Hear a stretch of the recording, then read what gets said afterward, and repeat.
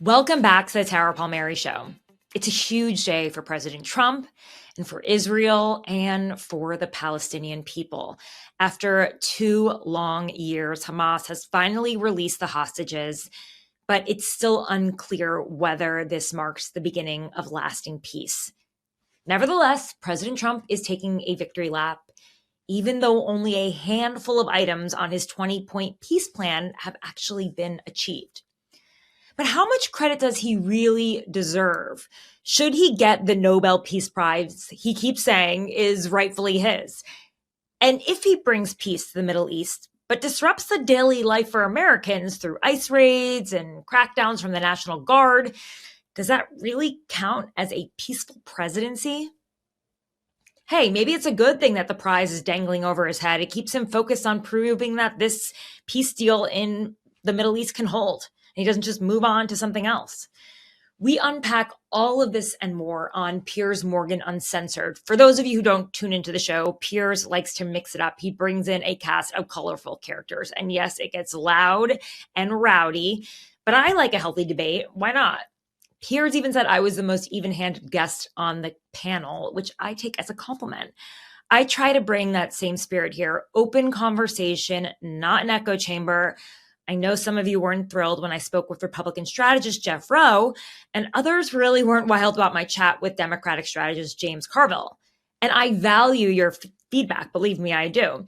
I just think it's important that we stay informed and clear-eyed as citizens, hearing perspectives that don't always make it into our feeds, because the algorithms are designed to feed us up the things that we want to watch and hear, which reflect our own views and points of view and lives, frankly. But I want this to be a place where you learn something else. You hear a point of view you maybe didn't hear before, and that you keep this going in a conversation between you and me. And you can leave your thoughts in the comment sections. I want to hear what you think, what you want me to cover, what you like about this show, what you don't. Like I said, this is not designed to be an echo chamber. And all I can say is I try my best every single day to deliver the news, to bring insightful conversations and get down to the closest version of the truth. Thank you again for sticking with me on this journey, and let's watch the show. Person who actually got the Nobel Prize called me and said, I'm accepting this in honor of you because you really deserved it. He created a relationship with the Israeli prime minister that no other president has in decades. Hey, I have an idea. Mr. President, why don't you give him a pardon? I think Trump addressing the Knesset just proves how absurd this whole conversation is. He bragged about moving the U.S. embassy to Jerusalem. He rewarded Israel's illegal annexation. He praised Miriam Edelstein while also calling her Israel first. It seems to me the MAGA base is increasingly anti-Israel. We see that with Tucker Carlson, with Candace Owens and others. What's that about? Well, let me correct you on that. I don't think it's anti-Israel. A lot of it's anti-Semitic. I mean, people are losing their minds. We're talking about giving the Nobel Peace Prize, hopefully, to a guy who is declaring war on his own cities. Destiny, you won. You have Trump derangement syndrome. Congratulations. So are you suggesting that you would allow trans athletes to compete in women's sport in the Olympics if you were governor? Look, everyone is competing in a sport and they come with abilities, and perhaps there could be, kind of a different league for them. I think we may just have seen another California Democrat candidate torpedo their campaign for governor. I mean, extraordinary.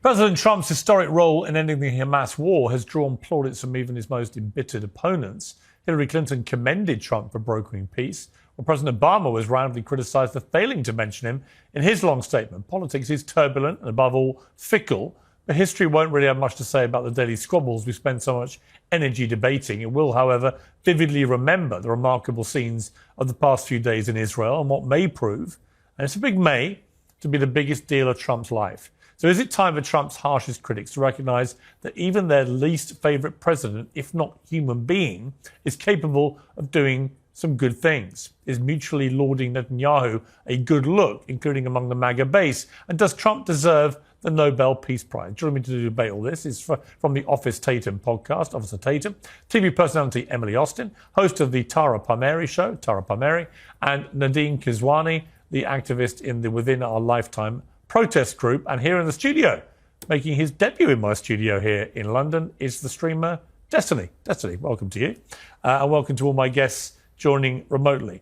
Well, Destiny, let me start with you, given you're here. I was watching it from early this morning, and it's very hard not to get caught up in the euphoria of the hostages being released, the families, their joy, on the Palestinian side, an end to the bombing, certainly for now, the return of thousands of prisoners from Israeli jails and so on. You know, it was a day of great celebration. Did you feel celebratory today? I mean, it's always good when war ends. It's good when conflict ends. It's good when hostages are brought home. I think regardless of how that came about, I think it's always a good thing to celebrate. What's the downside for you? Well, I mean, it depends on what part we're talking about. I think that, you know, if you're looking for some kind of comprehensive peace between Israel and Palestine, this deal doesn't even come close to it. Remember, this is the second time the president has told us there will be peace in the Middle East. The first time was the Abraham Accords, and clearly that didn't work. So, yeah, Trump is really good at putting together these plans that are not plans at all. They're just like backbones of plans. But when you say it didn't work, the Abraham Accords, I mean, it stood with the countries that signed up to the Abraham Accords.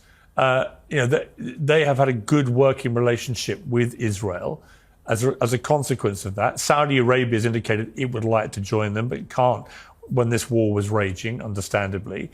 They're looking to expand the Abraham Accords. The amount of unity from Arab countries and Muslim countries like Turkey to this peace plan has been pretty unanimous in the region. So I'm not quite sure if this plan is unworkable, what would have been a better plan? I mean, anything that actually leads to a long-term permanent solution between Israel and Palestine. I mean, when you say the Abraham Accords worked, I mean, that's because they were involving countries that weren't really fighting with each other. I think that a lot of the Israeli peace process with other Arab states is just trying to extricate Palestine from any overall peace arrangement with any other country. The Abraham Accords did that. They kicked the can down the road. October 7th happened. It was just like the second intifada after the failures of Oslo 1 and 2. And now we're getting a deal that kind of looks like an Oslo 3 peace framework where it's a bunch of vague stuff. Nobody really knows what it means. And basically, Israel has like infinite reign to kind of like play with it how they want. Like, what does it mean to de-radicalize the Palestinian Authority or de-radicalize the Gaza Strip? You know, who knows? Emily Austin, you know, I felt a lot of joy seeing the hostages after 2 years of utter, unrelenting hell finally being released, 20 of them, back to their families, and the scenes with the reunion with their families, incredibly moving. I defy anyone with a heart to not be moved by it.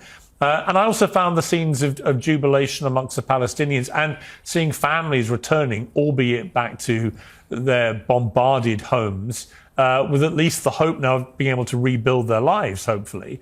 You know, all of that I found very euphoric. I had to say, I did blanch, not at Donald Trump being celebrated in the Knesset, but by the kind of mass adulation for Netanyahu, because I don't think he showered himself in any glory this year.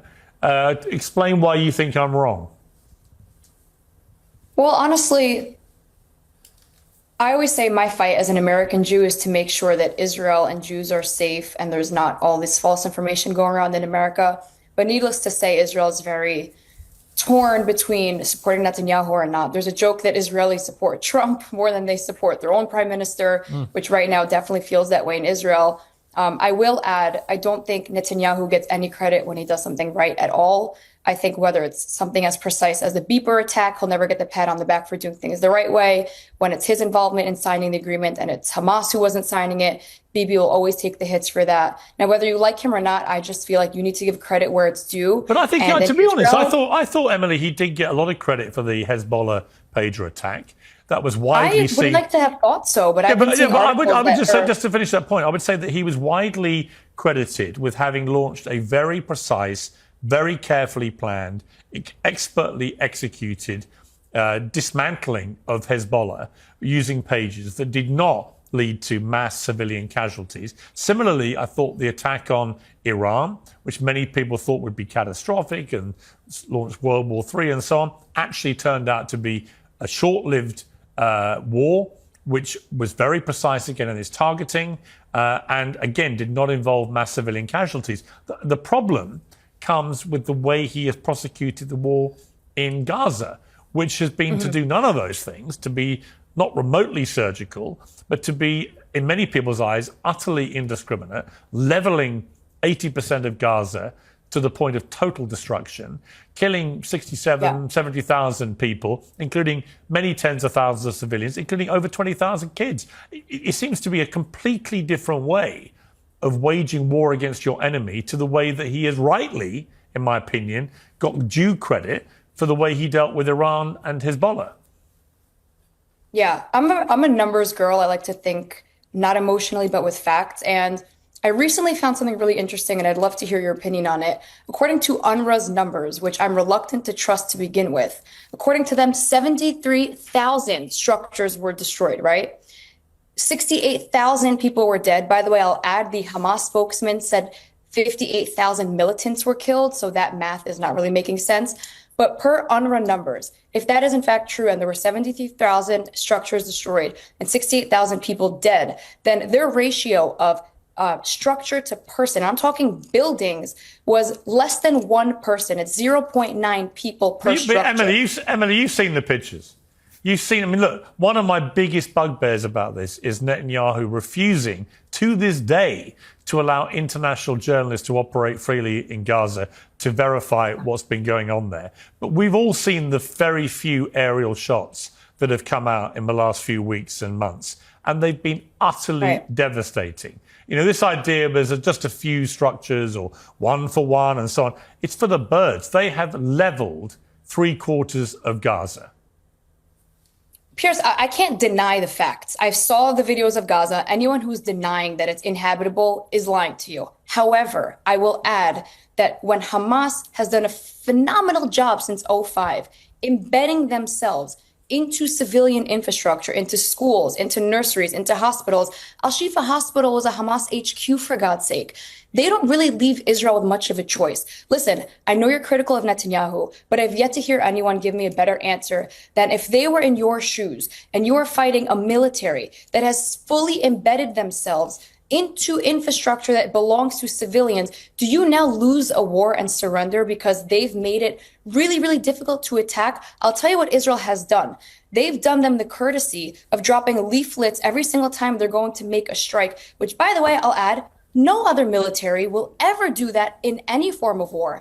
They have let aid in despite people denying that. That's a fact. They've let tons of food and aid in. Again, no other military will ever do that. Well, they waged a 3-month...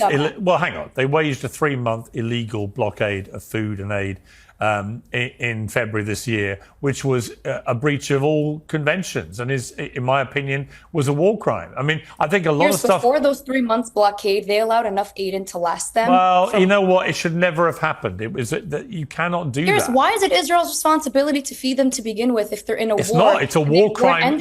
It's a war crime to have a blockade. That's the point. October 7th was a war crime too. Yes, it was. Yes, but you won't get any. But Emily, you won't get any argument from me. I've always said that Hamas are a despicable terror group who committed one of the worst atrocities of modern times, and they can have no role in Gaza going forward. It is incumbent on the only democracy in the region to actually behave at a higher level, and I've always taken issue with Israel's claim that they behaved on a superior moral plinth to any standing army. I disagree with you. Well, the best way to prove it is to let the journalists in. It's very easy to make all sorts of claims about... Journalists will have died in Gaza because when they are going to announce that they're striking and Hamas is not going to allow people to flee, Hamas would have given the journalists the courtesy of fleeing? Emily, that's not the concern of the Israeli government. They're not concerned about the safety and welfare of journalists. It is down to the individual media companies who employ these journalists about their risk assessment. But the fact remains that no journalists from CNN, from BBC, from Reuters, from AP, from any reputable news agencies are allowed into Gaza to report freely on what's happened. And until they are, the suspicion remains that they are up to stuff which they don't want the world to see. So we will see. Well, Piers, I fear we're going to uncover a lot of very bad stuff. There's videos coming out of Gaza left and right. right. I think the safety of the journalists was their concern. Well, they've killed a record number of journalists on Palestinian journalists. So I don't think unfortunately, Piers, in Gaza, they throw on a vest that says journalists. Yeah, but actually many of them were genuine journalists who were not members of Hamas, who were brutally killed. And that is an outrage. Are you aware Israel drops leaflets every time they're going to commit an airstrike and Hamas does not let them evacuate?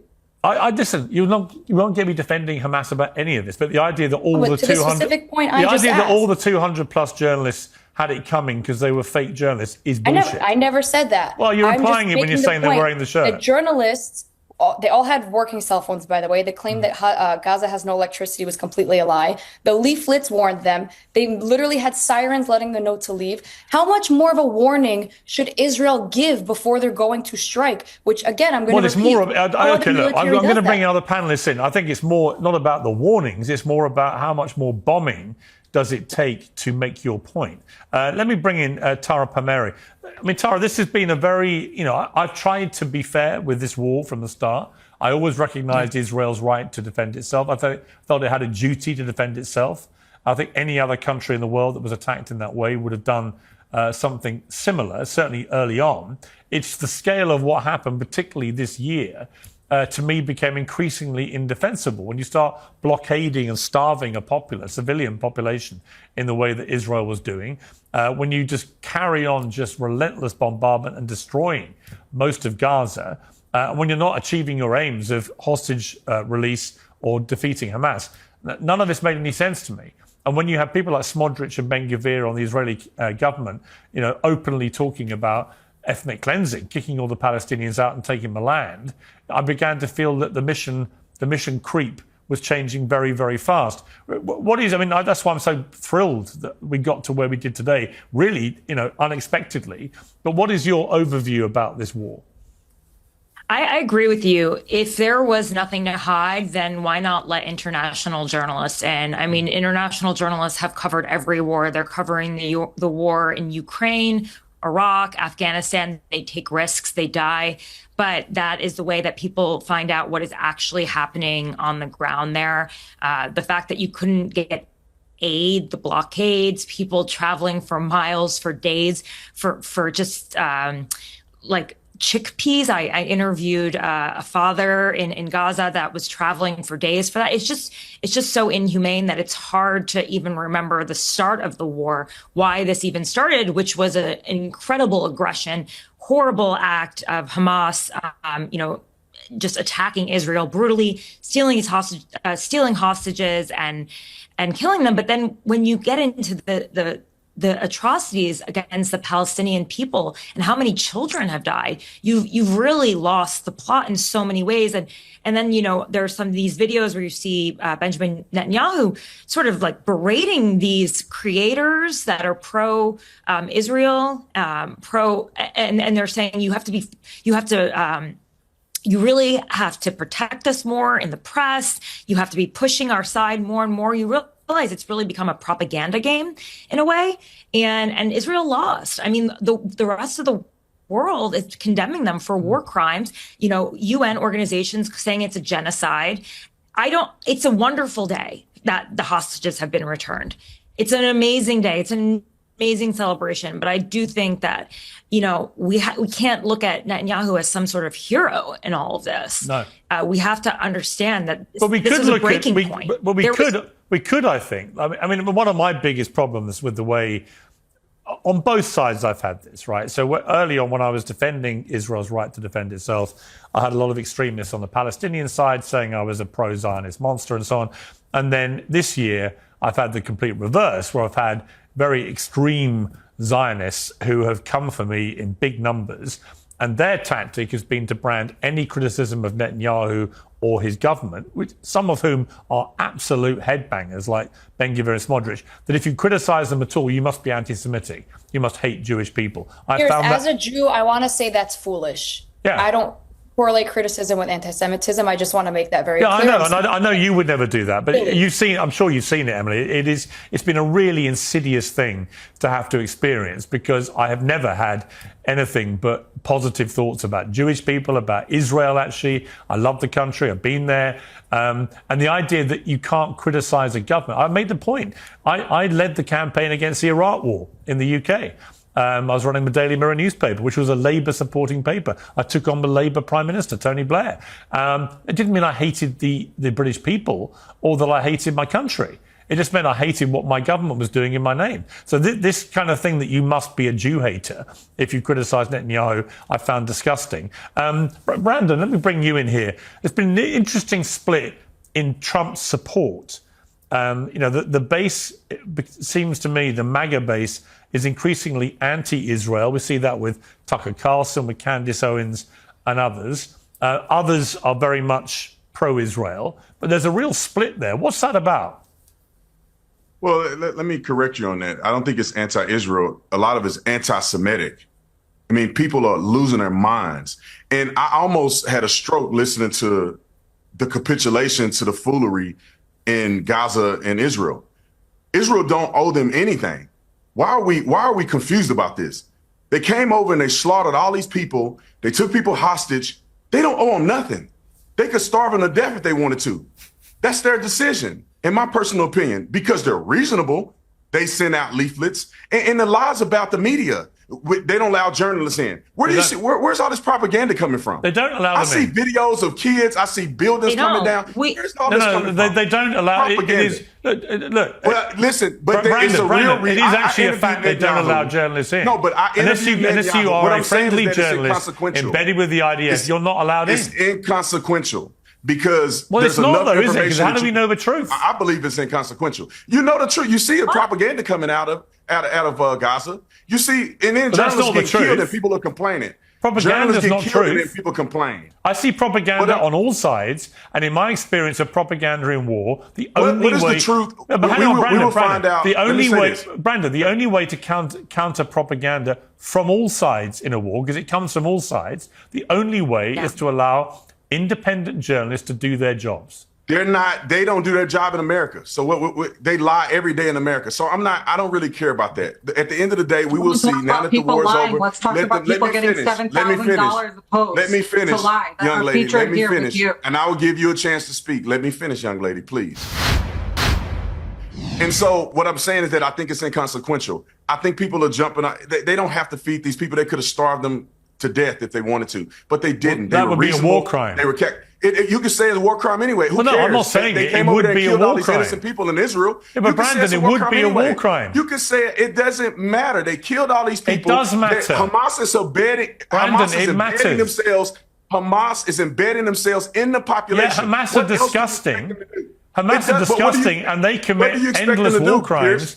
What do you expect them to do, Piers? Yeah, but how do you fight a war? I'm sorry, when they're embedded in the people. Sorry, but there are international rules relating to warfare, and if Israel breaks them, they are as culpable as Hamas or anybody else. Did Netanyahu commit war crimes trying to fight this war when you have Hamas embedded in? I believe he may well have done. Yes, I do believe that. What else is he going to do then? Not fight?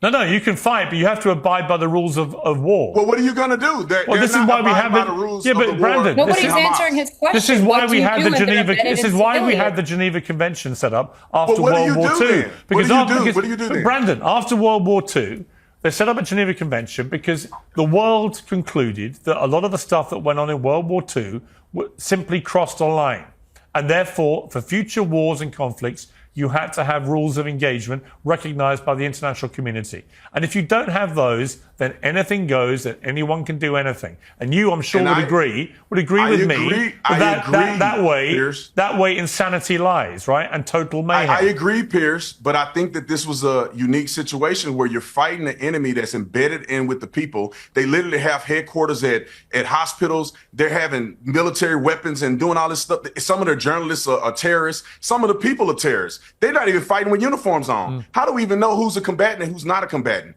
When they release the results of how many people that died, they're not telling you how many people are combatant. When they say that there's children that died, The range of children is from 17 all the way down. How do we know how many 17-year-olds that they've recruited to fight on the side of Hamas?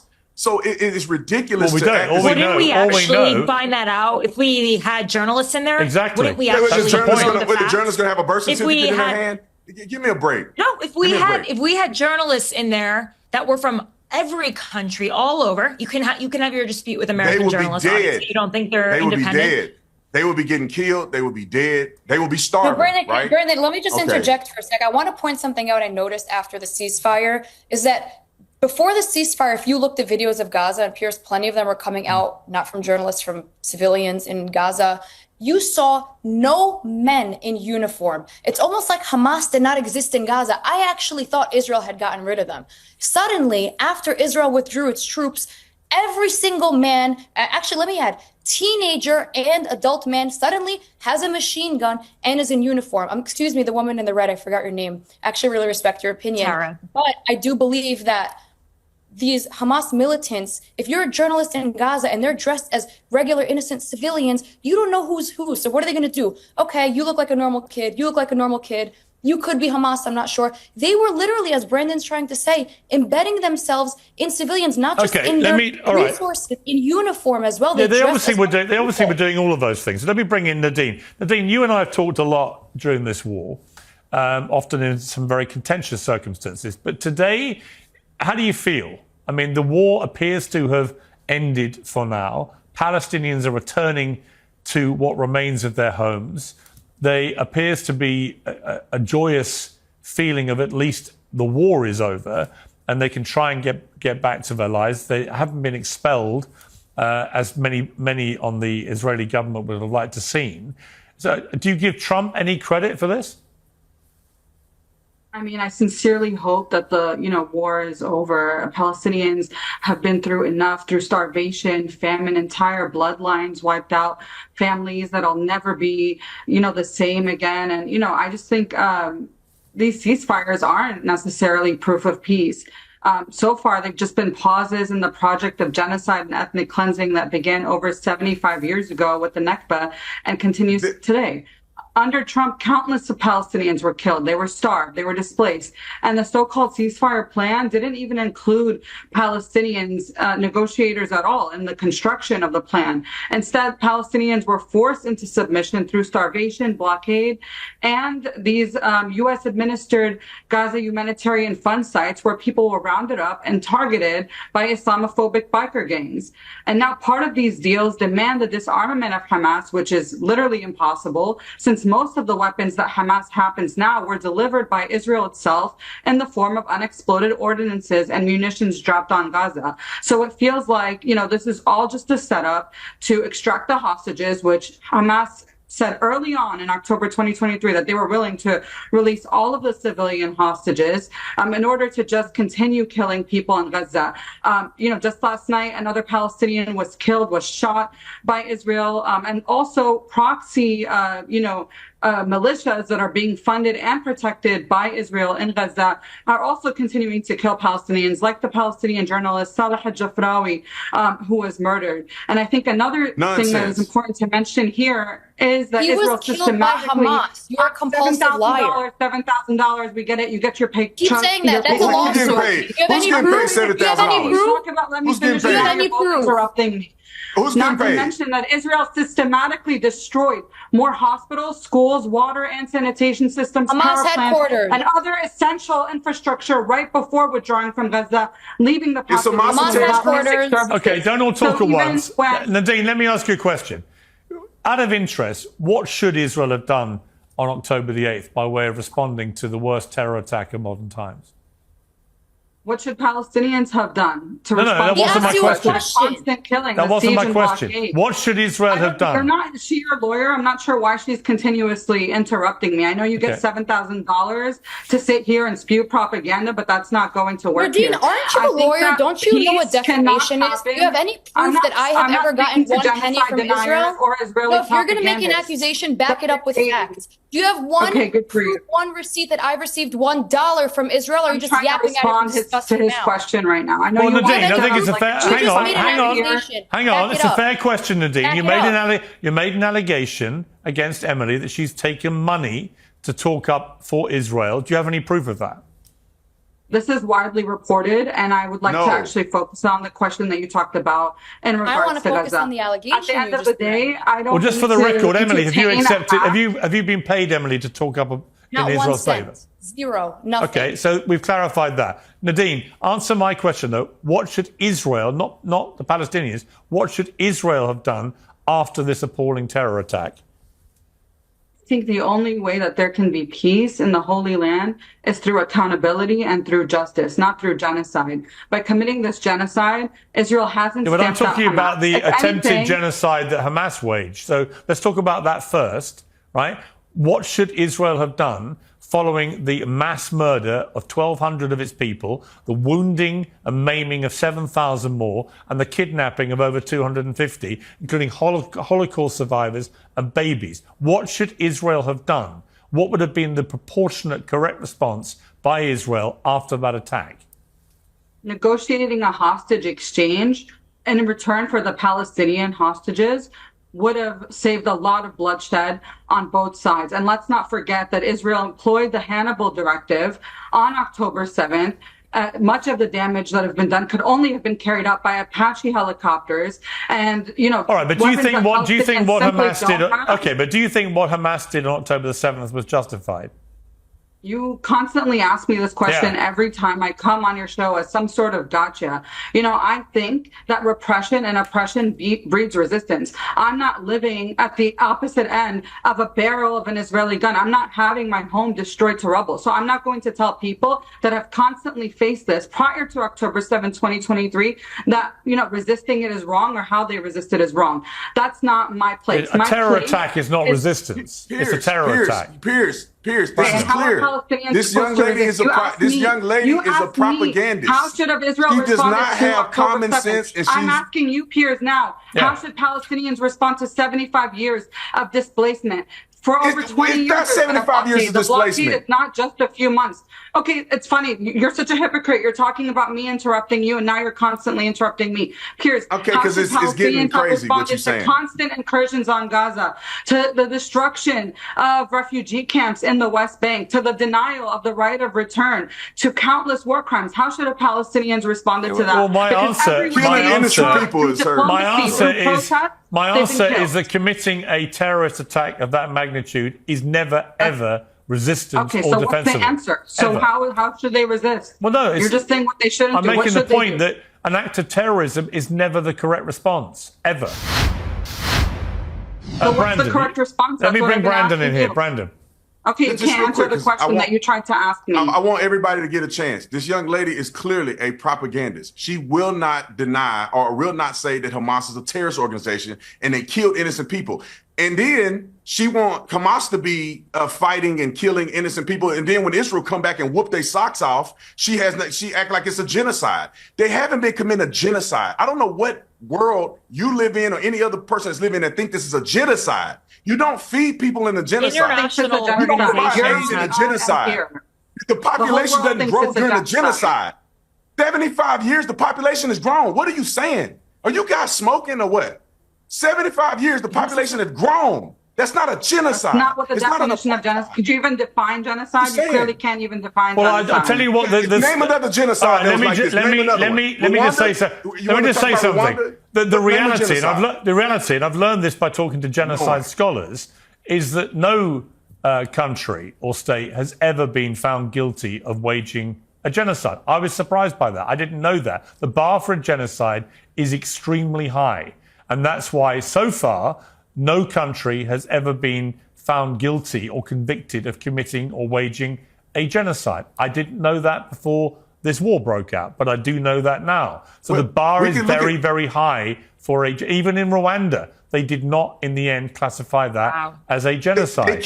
We might have a view that that's wrong, but my view of what's happened in Israel is that if you believe people like Smodrich and Ben-Gvir, they were operating on a basis of ethnic cleansing, seizing the opportunity created by this appalling attack to actually expel Palestinians, kick them out of their homes and take their land. That's ethnic cleansing, but I wouldn't categorize that as a genocide, which is how many people have tried to make me call it. But that's my explanation. Let me bring Destiny back. You've been waiting I've got to say, unusually patiently, Destiny, which I appreciate. Look, what people are talking about now is the future, whether there can be lasting peace. If it turns out this is the catalyst for lasting peace, and a lot of that may come down to the Arab and Muslim countries here who seem to be very actively involved in trying to get a lasting peace through this, how much credit would you give Donald Trump? Should he get the Nobel Peace Prize next year? Many thought he deserved it this year. It is unusual to have a Republican American president who wants to forge peace, not war.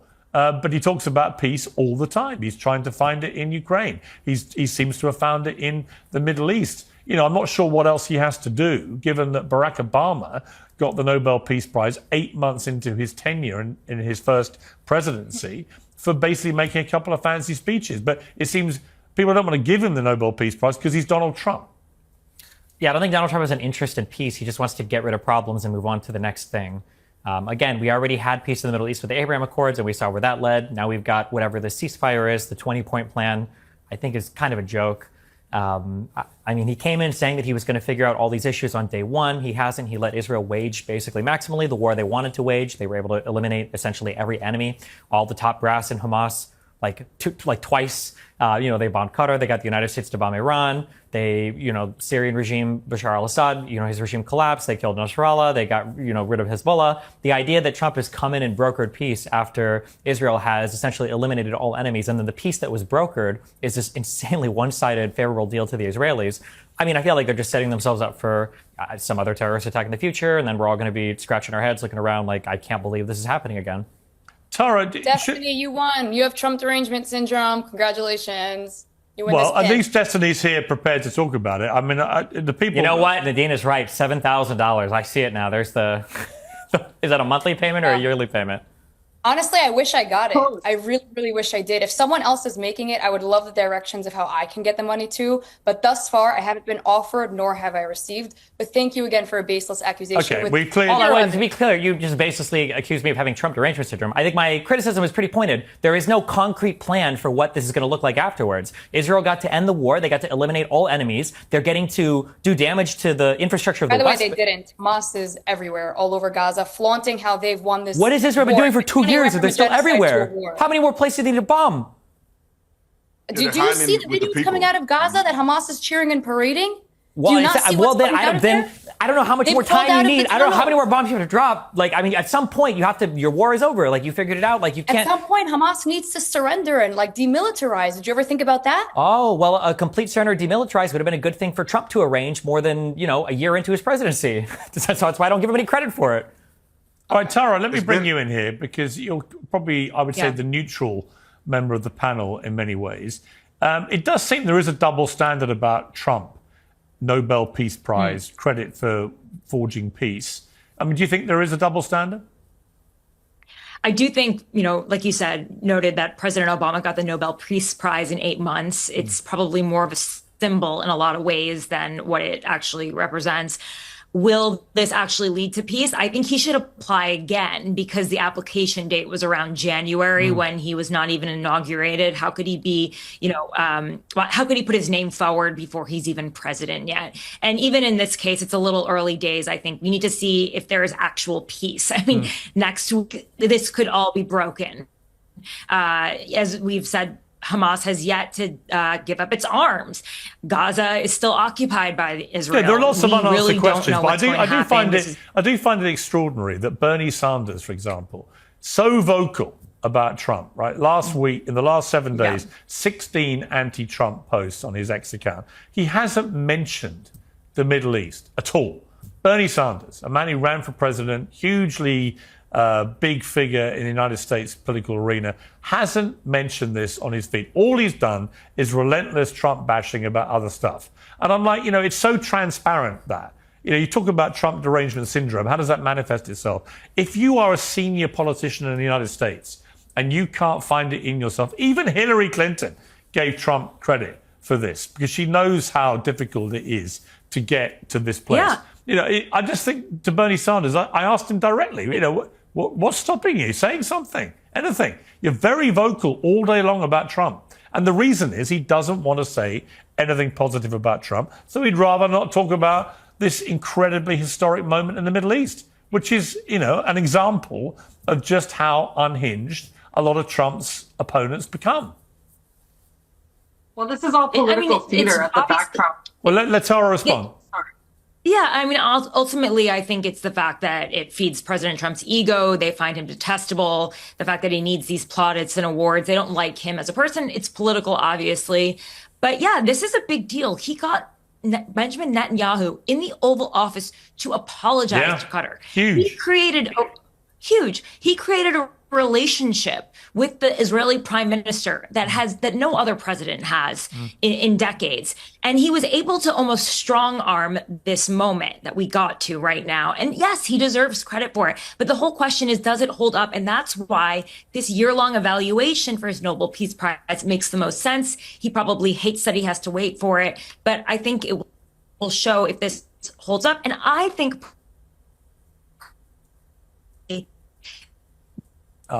we slightly lost you there, Tara. Sorry, Tara, we lost you just for a couple of seconds there. On this issue, and that they're... Tara, just repeat your last point because you were frozen. Oh, yeah. I'll just finish on this last point if I have... Yeah, my last point is that I hope that this period of time that it will take for them to decide if he deserves the Nobel Peace Prize will keep him fixed on the Middle East and will not just be something he can check off and, say, I did this, that it will make sure that there's actual follow through on this 20-point plan. Yeah, Brandon, do you feel there's a double standard when it comes to giving Trump credit for this kind of thing? Oh, 1,000%. I mean, I think Trump derangement is a real thing. I think these people, like for me, if there was a Democrat that negotiated this, I don't care how much I don't like these Democrats. I'd be like, this is great, man. That's a win. If Barack Obama does something good, that was great. I like when he do things well. It's our country. So I'm hoping that he gets victories. But you look at it. Look at what happened, Piers. You see people that Trump has negotiated peace, the ones who claim it was a genocide and their babies are dying, he's gotten it to stop, and they won't even celebrate that because they hate him so much. This should be a celebration, at least in part. Donald Trump is not God. And to be honest, the only threat of this backfiring is from the Palestinians and from Hamas. It's not like Israel's going to go back on it. They're going to do another terrorist attack is the fear. But, I hope that it works. And we should all be cheering for it to work. We should all be giving input on, what's the next step here? Because Trump can't control everything. But I agree. And also, Emily, I just feel that it gives you much more credibility, whoever you are, if you're prepared to just look at the big picture and give your opponent credit where they deserve it. It just gives you more credibility. I think one of the problems of social media, it's got so tribal and so toxic that even when a new fact comes out about your side, which is obviously very damning or wrong, people will try and pretend it isn't because they think that shows weakness. When in fact, to actually criticize your own side from time to time or to credit the other side is a good thing for democracy. And I wish we could get back to a place where we could all do that quite freely. I criticize Trump quite regularly, but I praise him quite regularly. I think that's the right. I was the same with Obama. I just think that is the way a proper democracy works, right? But when people are so intransigent about giving any credit to someone like Donald Trump, whatever he does, I just think to me they lose credibility. I mean, I think you can give credit. Just give credit where credit is due. There's been like 6 Israel-Gaza wars. 2008, 2014, Cast-led and Protective Edge. These were huge, wars that had ceasefires after them. The conflict has been never-ending. Well, basically since the inception of the state of Israel between Israel and... Well, we've never had this number, Destiny, of Arab and Muslim countries come together to team up in this way. But they haven't come together to team up. The letter that was written, the unifying letter, all of it was, we hope that they, abide by international law. Well, no, they endorsed the Trump plan, though. The words that they're using are saying, we hope that something actually comes from this. But this is like all the plans that Trump had, all the trade deals. Well, I thought the United States has no trade deals. There is no lasting peace right now between Israel and Gaza. This is like the framework of one. Well, actually, America does have a lot of new trade deals with countries. None. Well, actually, it has a lot. That Zero. Signed. No, that's not true. It's true. We have zero. It's absolutely true. Well, the UK, you're sitting in the United Kingdom, we have a trade deal. You do not have a trade deal. Yes, we do. No, there is no trade deal. These things are not one page signed and posted on Twitter. They're extensive things that encompass entire markets and tons of writing for it. Like, there's no trade deal. We have agreed a 10% tariff on UK products to the United States. That is a trade deal. That's not a trade deal. That's an entry on an Excel spreadsheet. A trade deal is a comprehensive market-encompassing thing that actually dictates terms that you can rely on for, decades to come. It's not a thing that can change on a whim. But do you dispute that Trump has managed to negotiate a series of deals with countries which are, in terms of tariffs, more advantageous now to America than they were in January? No, our prices on everything are going up. That wasn't my question. No, they're not advantageous. They're hurting the economy in every measurable way. Inflation is up. The amount of taxes now. Why are stock markets at record highs? Because the stock market always goes up. It was under record highs under Obama. Of course it does. Under every presidency. When he launched his global tariff war, the stock market collapsed. In the long term. But now, having been promised Armageddon within 6 months, we've got to the point of 6 months, and the stock markets are higher than they were before he launched the tariff. It's not as high as it should be, but the stock market will tend upwards. That's how the stock market works. Yeah, but this is the thing. It takes time. Like Donald Trump is making an effort to do this, and it takes time to come to fruition. I hope that you will be cheering for it to come to fruition and that Donald Trump is going to realize some of these things that he's put into place. Some of these negotiations will go through in a better way. Don't you wish that, Destiny? I think we all want that. Right? I don't know what anybody wants. We're talking about giving the Nobel Peace Prize, hopefully, to a guy who is declaring war on his own cities. I mean, I don't know what the actual goal is for anything. You know how ridiculous that is? I do. I agree. It is ridiculous. I'm glad we can agree on that. You know what's interesting? He's going to go to war with Chicago. You know what's interesting? I was watching Don Lemon. I was watching the citizen journalist Don Lemon out with his microphone, and he was talking to people in various cities about putting the National Guard on the streets. And you know what they all said, to his astonishment? They were all in favor of it. I would be too if my city was overrun by crime and gangs and shootings and stabbings and murders. If you feel the police is under-resourced and ineffective and is not protecting you, then I think people actually have rather liked the visibility of members of the National Guard on the streets. And people can call it the militarization, the creeping fascism, all these things, or they could actually ask the people that live in those places, how do you feel about having some National Guard people on the streets? They actually feel comforted by the visibility of National Guard on their streets. So maybe Trump... The only people who don't like law enforcement are criminals. That's the reality. Right. These are just politicians that are running their mouth.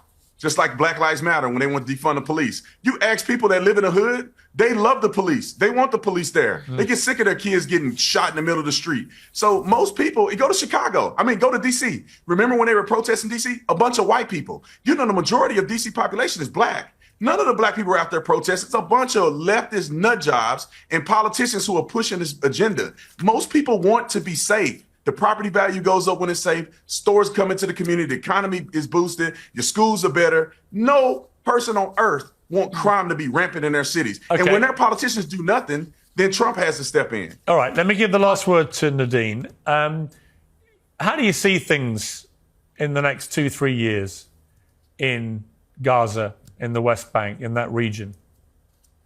I think Trump addressing the Knesset today just proves how absurd this whole conversation is. He bragged about moving the U.S. embassy to Jerusalem.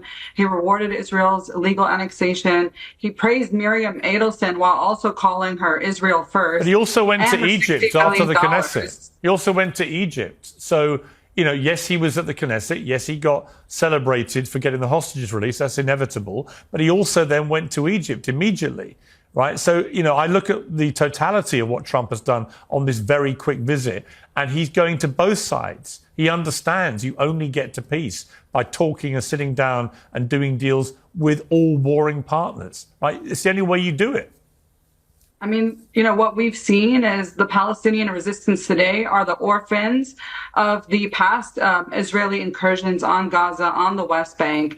The number of Hamas militants, just like, the pro-Israel commentators here said, hasn't actually decreased since October 2023. It's just about stayed the same. So I think as long as you think that you can't bomb people into peace, you can't bomb people into submission, and Palestinians will continue to resist no matter what, because they are facing a genocidal baby-killing machine that is built on the blood of our people, that's built on the blood. And they're going to keep getting their butts kicked. My village in Palestine was annexed 3 weeks ago. Not a single establishment or legacy media outlet has covered it. Betiksa was annexed. You can search this up. And as long as we continue to be dispossessed through our lands, denied the right of return, and slaughtered mercilessly, whether in Gaza, whether in the West Bank, or even 48 citizens, Palestinian citizens of Israel, Palestinians are only going to continue to fight that. And they're going to keep getting their butts whooped. Human nature. That is just human nature. All right, we will see. I'm sorry, before we go, Piers, Yeah. I want to remind you that you had Nerdeen and I on right after October 7th. I remember, yeah. Off the bat, you asked her, do you condemn October 7th? She said no. She hardly condemned 9/11. Now that we're seeing each other again face to face, Nerdeen, I was in second grade when 9/11 happened. You are a pro-Israel hack. You have nothing going for you. $7,000. Larry Ellison can buy TikTok. Nerdeen, They can you buy are not PBS. pro-Palestine. The You are images of the pro-Hamas. burned Because when Hamas corpses is of Palestinian slaughtering bodies literal, will when never Hamas escape is people's slaughtering heads, all no the matter how Gazans much right now, propaganda you're you silent. post. Hamas is Nobody killing wants to hear Palestinians you. right Okay, now, and you are $7,000, silent because you're not pro-Palestine. Okay, well, can I just say it's good to see. It's good to see. It's good to see. It's good to see the time. It's good. Go burn things in Time Manhattan. out. It is good to see that you two have moved on with your relationship since you last appeared on a panel together, and that there is Hamas. We'll never a be new friends. harmony to it, which was lacking last time. That was Israel-Palestine in a nutshell, right there. You know what? Actually, yes, Not at and all. that's where we need to I get. condemn killing. Nerdeen does not.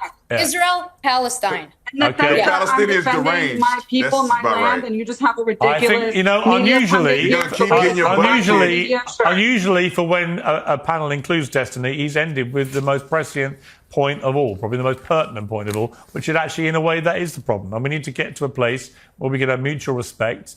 And actually, I believe one day that will be a two-state The starting solution. point is On not the like graves of 70,000 Palestinians and counting. is not Probably a lot more than that. I think the number is much higher. Point.